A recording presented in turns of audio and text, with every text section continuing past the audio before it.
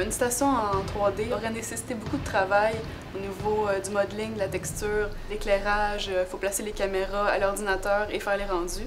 La maquette a toujours un look un petit peu plus tangible à la caméra. Quelque chose par rapport à la maquette, c'est que versus le 3D, c'est que quand tu es devant une maquette, elle est dans les airs, elle est devant toi, elle est super grosse, tu as une caméra dans les mains. Là, tu essayes tout ce que tu veux qui est hot. Puis tu te promènes, puis tu te promènes, puis tu te promènes. C'est sûr qu'il y a certains éléments qu'on n'a pas le choix de faire en 3D, comme la Terre, pour avoir une certaine rotation dans les astres et tout ça. Et il faut ensuite mixer les deux médiums pour créer notre univers.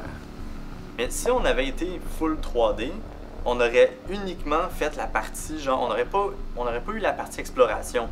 On aurait placé virtuellement notre caméra sur notre modèle virtuel, dans notre environnement virtuel, puis ça serait arrêté là.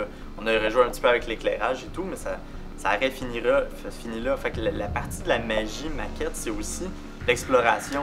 Puis il y a toute l'infographie qu'on doit ajouter, tous les titres, tous les logos. C'est con, là, mais il faut quand même penser à la chaîne de nouvelles qui a son logo animé en bas. T'sais. RDI, on s'est engagé une équipe qui a travaillé pendant 3 mois pour pouvoir le sortir. Nous autres, on va en prendre un qui va être passé dans le beurre. Il y a toutes les images qui racontent les reportages ou les séquences de nouvelles qu'on doit comme créer, ou faire des montages photos, ou aller en prendre en plus si ils sont pas disponibles. Dans la station, on a tous les shots avec les hublots, les écrans. Chaque fois qu'il y a un écran ou qu'il y a une manipulation, il faut le retoucher.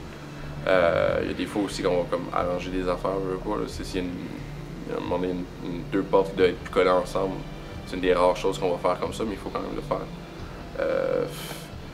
L'astronaute qui s'en va tout seul dans l'espace, il a fallu tourner quelqu'un sur fond noir, parce qu'on a choisi ça ralenti.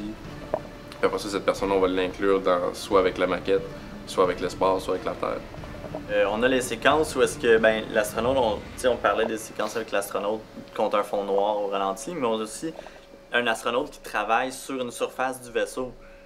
Fait que, ça c'était quand même la job parce qu'il a fallu filmer cette personne-là accrochée avec un harnais à l'envers sur une surface qui était au sol. Donc on a dû construire un bout de décor d'extérieur de vaisseau au sol, filmer ça au ralenti, mettre ça à l'envers puis tout.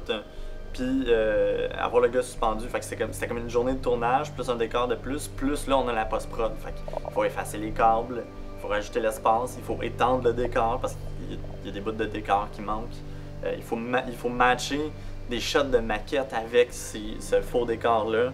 Puis il faut rajouter la Terre qui est en 3D, il faut l'intégrer.